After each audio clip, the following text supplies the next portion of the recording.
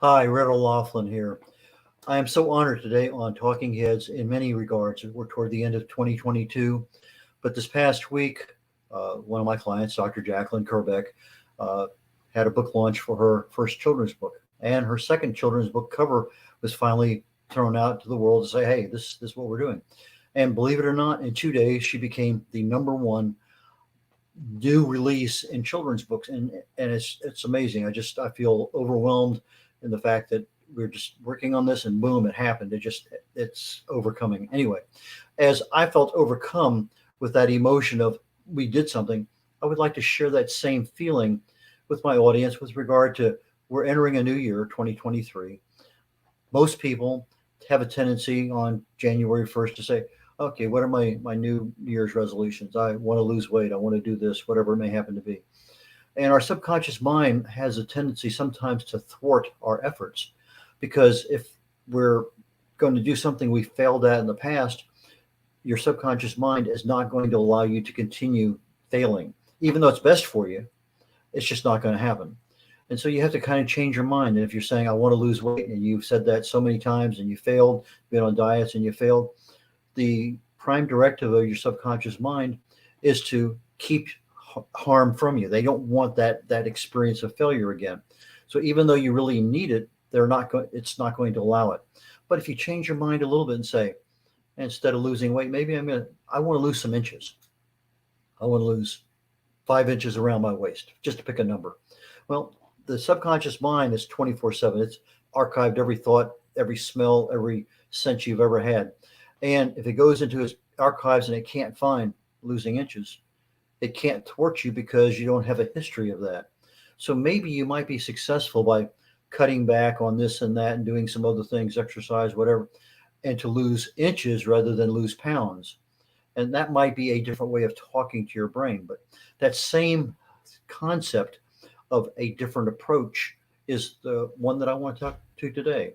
And as I look at the different things here, let me pull up my first slide. We're going to look at what are some of the hacks. Okay, let's go back one. So there's slide number one. Introduction. This is the USA Global TV and Radio Network, and we're on the Talking Heads program. Disclaimer, I'm a researcher. I'm not a doctor, never been in the medical profession, never been in the pharmaceutical area. But way back when in high school, I fell in love with chemistry. For whatever reason, that was my love of my life at that time. I just couldn't understand why. I found out later that one of my inner yearnings is to know why things happen. And chemistry provides a lot of the information. I never had a chance to really and truly pursue it because I got an invitation to Vietnam as soon as I graduated with my degree in chemistry. But later on, I spent 31 years in the Navy, flew a lot of those years, 16 of them, visited 61 countries in the world, got married, 2 kids, 3 grandkids, been married 54 years now. And my wife and I are doing everything together. Right now, we're doing a major rehab to the house, upgrading bathrooms, and it's been an experience. But regardless, these things come and our life gets upended with all sorts of things. But in the midst of all that, she came down with cancer a few years ago, and I used my chemistry background to start exploring what can we do? And I found that I love my chemistry just as much as I did earlier. And so I explored the human body at the cellular level. I look for cause and effect relationships.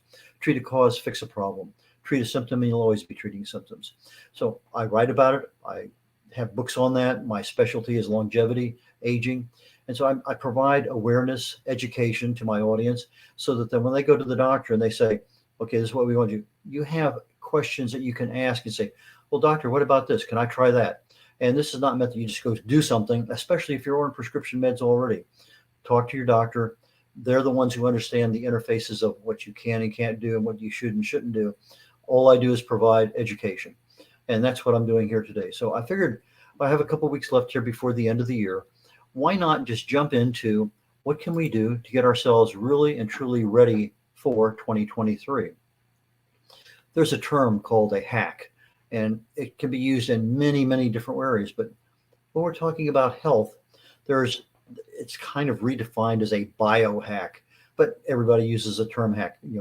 5 hacks to make your financial world better, 5 hacks to get better sleep, 16 hacks to turn 2023 into more productivity than you, doesn't matter, but the term is used ubiquitously all over the place. But it's a do-it-yourself program. It's something that's meant to be incremental. It's something that you actually make a change in your lifestyle to improve something. And our improvement is usually our health and our well-being, our health and wellness. What benefits? Well, a lot of things. If you make a change to your health and it improves your health, you reduce the risk of a disease or reduce the risk of going to a hospital. You enjoy life better. Maybe things are easier, the cheaper, faster, longer lasting. A lot of benefits can come out from just doing maybe 4 or 5 hacks that you find, this is me, this is what I want to do. I can live with this without any problems. And it's a whole lot easier sometimes to make smaller changes in our lives than larger ones. And that's what we're going to be talking about today. So what I wanted to do to open up this part is talk about 2 primary causes of aging. In my book, Longevity Secrets for Healthy Aging, I talk about telomere length and I talk about human growth hormone. Well, telomere length is the little end of your DNA. The DNA is a spiral hex deal that wraps around itself. At the very end, when all the parts are there, it's held together by a telomere. If you think of your shoelace plastic caplet, that would be a good representation of a telomere. And so every time that cell replicates, you take a pair of scissors and you just snip off a little bit of that plastic. The cell replicates, divides in 2 again. You snip off a little bit more of that plastic. At some point in time, you're going to snip off all the plastic and the shoestring unravels. Well, the same thing with our DNA. You have so many times that telomere can erode and boom, the cell no longer is alive. Now, the amount of erosion that occurs depends on your lifestyle choices. You know, if you're fairly healthy, exercising, everything, then you're only going to take, I use an example when I'm speaking of a roll of pennies. If everything is working really well, I take 1 penny out of the roll, I got 49 left, the cell replicates, I can get 50 more cell replications out because I got 50 pennies to start with. But what if I'm smoking and I'm overweight, I have a sedentary lifestyle, I'm stressed? Well, maybe instead of 1 penny coming out of that roll of pennies, I'm taking 3 or 4 pennies out. So I'm really taking and shortening the overall lifespan of that particular DNA. And as you do that throughout the entire body, you're starting to see signs of aging. You're starting to see increased risk of a lot of things. So how do we handle that telomere length erosion? What we do is better nutrition, balanced nutrition. In my book, I talk about a lot of things, but for this particular discussion today, we're just going to talk about a couple, 3. Balanced nutrition means that you're getting 30 plus individual nutrients that the body needs on a daily basis. That's all 8 of the vitamin E's. That's your vitamin B12 that is inside. In other words, it dissolves under the tongue if you're taking a pill or you're taking it from spinach or parsley or half a dozen other things. So as you're getting the nutrition from the plants, or you're balancing the nutrition through some kind of supplementation, but you're getting what the body needs on a daily basis. And exercise. In this particular case, we're talking about strength improvement. We're talking about balance. We're talking about a little bit of endurance. We're talking about a well-rounded exercise program. And yes, it does involve a little bit of sweat, but the benefits are well worth it. If I go to the next one, and I put another cause of human growth hormone declines. When you're a kid, a toddler, you have maybe 2,000 nanograms per milliliter. I'm not sure what the exact measurement of the human growth hormone is in the body, but let's say it's 2,000 at that particular level of your age. When you get to be a teenager, maybe you're down to 1,500. You're in 20, 30s, now you're down to 1,000. You get into your 40s and 50s, maybe you're down to 500. You get to your 60s and 70s, maybe you're down around 100 or less. And when human growth hormone is prevalent early in our lives, it's in charge of everything. It's the one telling you how to grow. It's providing guidance for everything in the body. And that's what we need, somebody in charge. As we get older, the 800-pound gorilla in the room is now an 80-pound weakling hiding in the closet because it's not there. But the good news is we can create more human growth hormone anytime we want. There are some ways of doing it. The balanced nutrition is one, but if you want to see something literally overnight, fasting by far, it's it's amazing how 18, 20, 24, 30 hours of fasting increases human growth hormone in the body. It's literally almost like a light switch. So if you get into some kind of fasting program, intermittent fasting, maybe you're fasting 18 or 20 hours a day, that allows the human growth hormone to get back into your levels at least you had back when you're 20s, 30s, 40s. If you do a prolonged fast, again, you end up in a much better situation. But to get the human growth hormone to grow through exercise, it has to be high interval intensity exercise, sprinting, basically sprinting, or if you're bicycling, as fast as you possibly can go. If you're swimming, again, as fast as you can possibly go. But that high interval intensity is the one that clicks the switch on for human growth hormone. So if you're into exercise and you have the ability to do it without getting hurt, that might be an option to include periodically in your program. But otherwise, fasting is a good option. Again, if you've never done it and you have a health problem, talk to your doctor first. So those are the things that if we're going into 2023, I want to improve my human growth hormone and I want to slow down that erosion of my telomere. Well, what other kinds of things can I do that would improve that? Well, let me look at what are the causes of disease and what can we do about those particular causes. Well, one of them is stress. Stress creates problems in the body at the cellular level. Chronic low level inflammation, stress is where 99% of most diseases start. But we get stress from people, from places, from things that happen. Those people, and they tell us if you can avoid the stress, avoid the stress. But if the stress is your spouse or your kids or your boss, your coworkers, you can't always avoid them. And so it takes a different kind of understanding. Maybe every time you go to the store, you get on the freeway, there are places that stress you out. Those are things that if you can avoid them, fine, or maybe you just avoid them at certain times. And there are things that happen. So part of stress and what I'm looking at for us is what affects us. What do we hang on to that we can't let go? And those are the things we need to be aware of. Sometimes we don't get the sleep we want, and we're constantly thinking about the same thing. It's keeping us awake at night. That's a clue. That is something stressing you out, and that is something you need to work on. Now, stress management, there are so many different ones. Exercise is a good one. Meditation, the emotional freedom techniques where you tap various parts of the body with a mantra, just all sorts of things. There's self-hypnosis, acupuncture, acupressure, lots of options. So Dr. Google, Dr. YouTube, type in stress management and follow the yellow brick road. Toxins.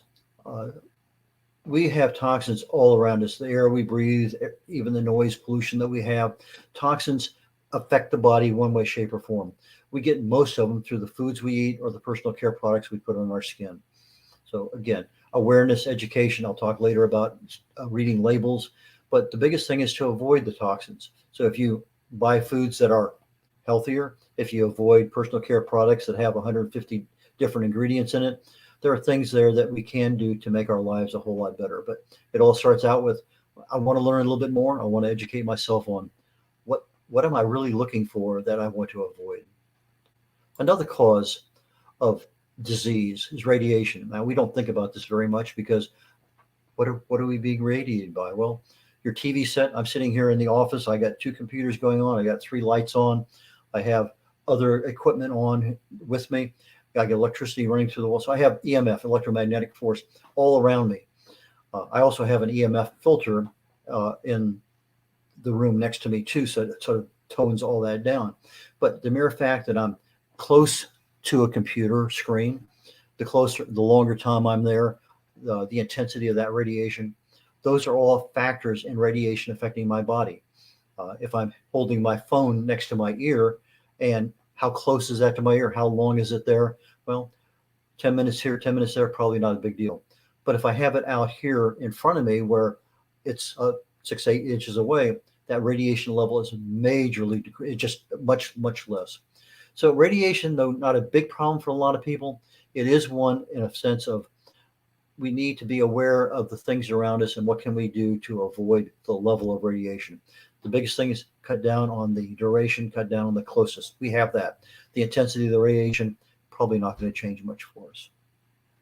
What else about disease? Inflammation. This is something that occurs throughout the body 24/7, no matter what we do, it's going to happen. Free radicals from toxins, free radicals from our food, free radicals from toxins coming through personal care products, underarm deodorant, shampoos. It doesn't matter. The free radicals are there to cause damage. And the easiest way to correct that is antioxidants through our foods and our supplements. But not every antioxidant is the same. Not every free radical is the same. But a free radical is a molecule that, for whatever reason, lost an electron, and now it's searching for a missing electron. And it's going to bump into something, and it's going to just reach out and grab an electron from that molecule to stabilize. Now that former free radical is a happy camper because it's got all its electrons, but in the process, the molecule it bumped into is now minus an electron, and it is now a free radical, and it's out in search of another electron. Well, some of the foods we eat, such as vitamin C, actually can be regenerated more than once to donate an electron. So I may have a vitamin C molecule that can donate as much as 6 electrons to squash that free radical damage. So if I have those antioxidants in my body at the cellular level, I'm keeping things under control. Some antioxidants, such as pyrroloquinoline, PQQ, goes through the blood-brain barrier and can actually be regenerated 25,000 times. So you have an army of one molecule able to handle 25,000 other molecules by donating an electron. So there are things out there, and you get that particular antioxidant from green bell peppers and from parsley primarily, but it's also available in pill form. But as we don't take care of our free radical damage, the next stage up is oxidative stress. Now, we see oxidative stress a lot when we look at rust on iron outside in the rain and the elements. That same sort of thing happens in the body. That oxidative stress takes that inflammation up to a new level. Think of inflammation on steroids, and that's what we don't want. Diet, one of those things that most of us catch every day. Nutrient deficiency, if I'm deficient in vitamin B12, mimics Alzheimer's. I think it's vitamin B1. It increases our risk of anxiety. Minus a deficiency in vitamin B3 increases our level of depression. So there are things in there that affect us emotionally, physically. If I have a low level of magnesium, things don't happen in the body the way they're supposed to. So balanced nutrition can be a problem. Obesity is a problem because now that extra fat around us it does act like another organ in the body. And so we need to be aware of these things. And so what can you do? Well, portion control is one of those. Just cut back on the amount you have. I'll be talking here very, very quickly on changing the size of your plate. If you have a large plate, go to a smaller plate. That's one way of doing portion control. Another one that is a major, major problem for so many of us is poor sugar management. We get our sugar from the carbohydrates that we eat from packaged or processed foods, from the soft drinks that we have. A lot of places we get sugar. Over time, our insulin gets to a point where we have a little bit of resistance to it. The same level of insulin that used to put glucose into the body can't do that anymore. It needs more and more, and you start going down a vicious spiral that has all sorts of implications, from brain issues to problems all over the body. So what are we looking for there? Awareness. Do you have any idea how much sugar you're eating on a daily basis? Can you constrain that a little bit? And that's what we're looking at for 2023. Continuing on here. Expectations. Believe it or not, what we expect happens when we look at our subconscious mind. It's not our ability to say, I want and I need something. It's more of the ability of what I desire, what I expect, what I intend to do. There are things in there that expectations is the primary, I guess, guiding level of our level of happiness. If I expect very little and I'm continuously exceed that, I'm happy. If my expectations are up here and I only get this much, I have a tendency to be unhappy because I'm not meeting my expectations. But in the health arrangement, we're looking at family history. We're looking at genetics. If I say my father died at 45 from a heart attack. His father died at 49 from a heart attack. And I'm saying to myself from my year 20 on, oh, I'm not going to live to 50 because both my father and my grandfather passed away. We're pre-programming our expectation to pass away in our late 40s because that's our family history. But in reality, epigenetics can change 95% of what our genetics is. A gene is either flip on or off. It's as simple as that. And things that we do in our lifestyle, the choices we make, the foods we eat, the exercise we do, the not smoking, alcohol, all those have a tendency to flip on the switch or flip off the switch for that particular gene. Sometimes we have unrealistic goals. I want to make $1 million by the time I'm 25. Well, for some people that might be doable, but for I think most of us, that's an unrealistic goal. So we got to tap down what is real, what can be done, what am I capable of doing, what additional training do I need. So in other words, it's awareness, but it's also taking the right actions to be prepared.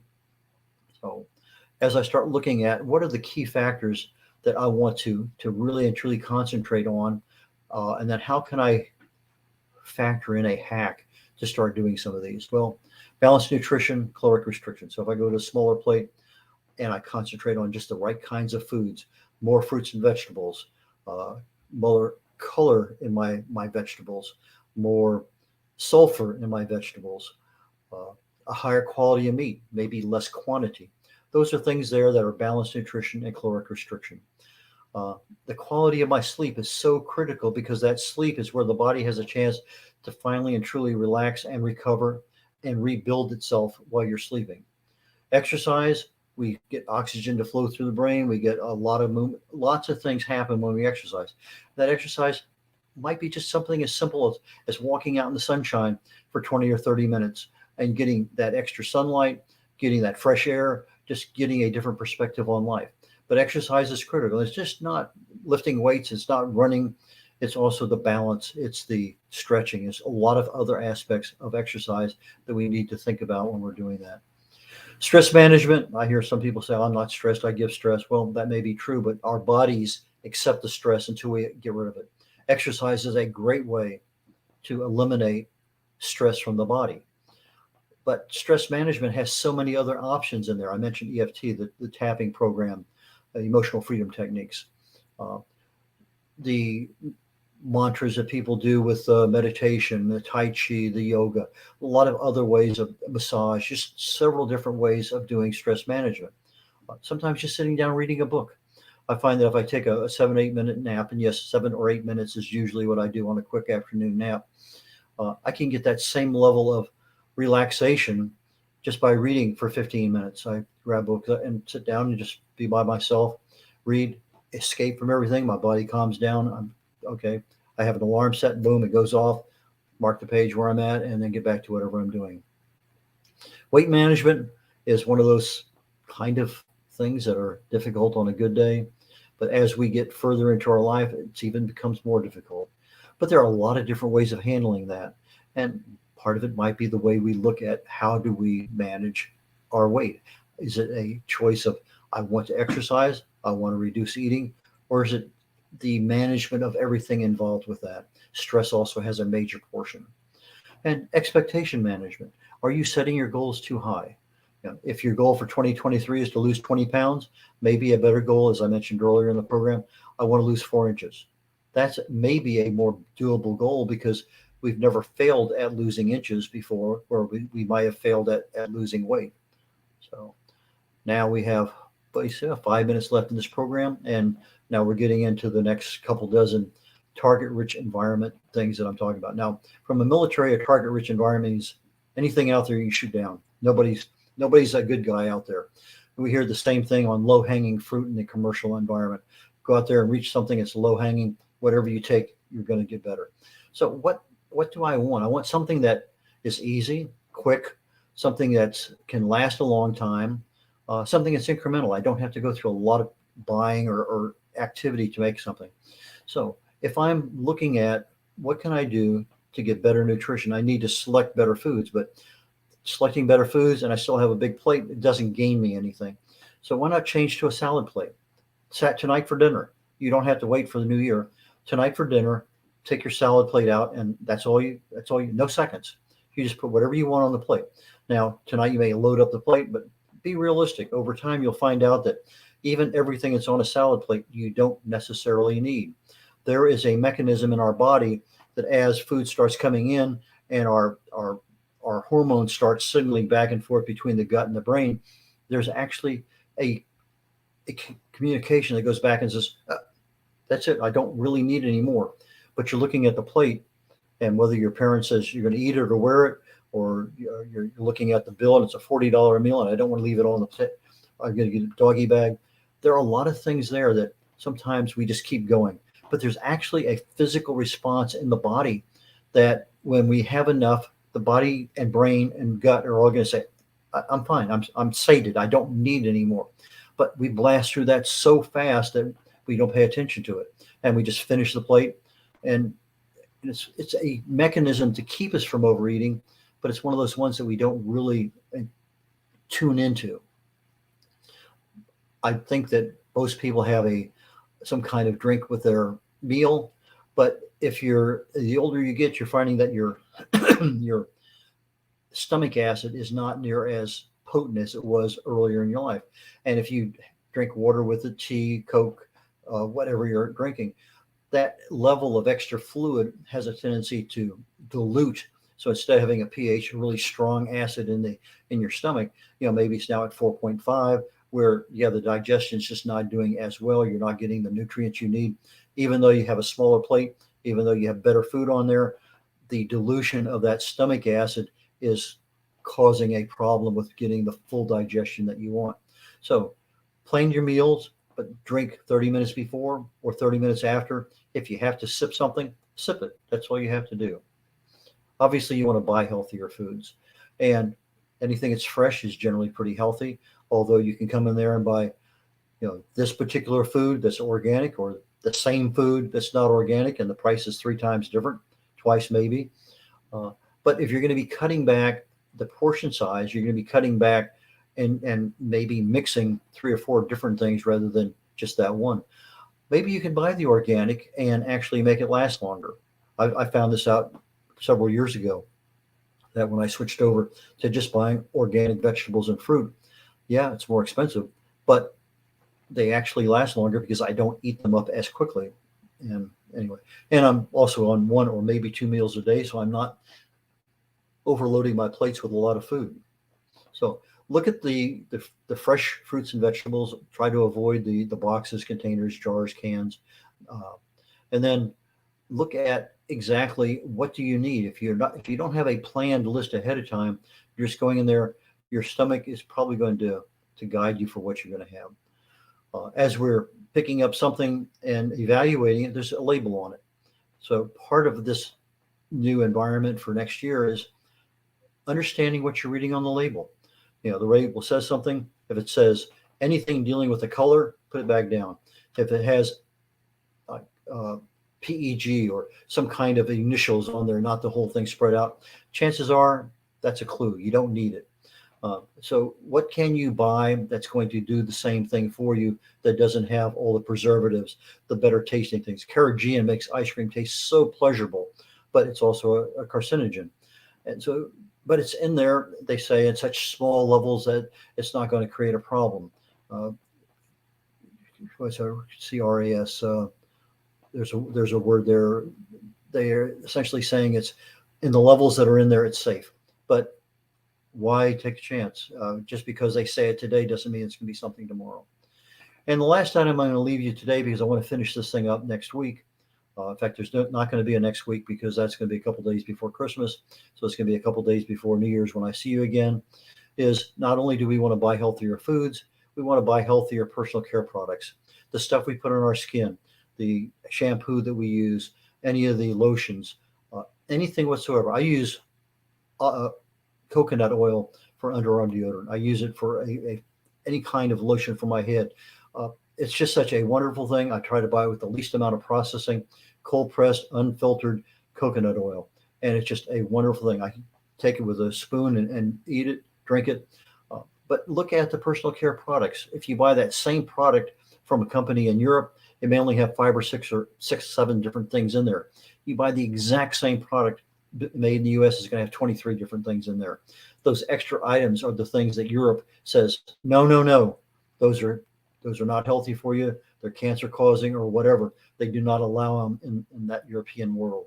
So there are a lot of things out there, but part of it's our understanding and awareness. So start looking at labels. What can you buy that's healthier? And we're going to pick this up again in 2 weeks, and we're going to talk about the rest of the things there. So I'm on slide 12. I'll make a note of that. And I'm going to turn the program over now. And I wish you a great holiday season, a Merry Christmas, a Happy New Year.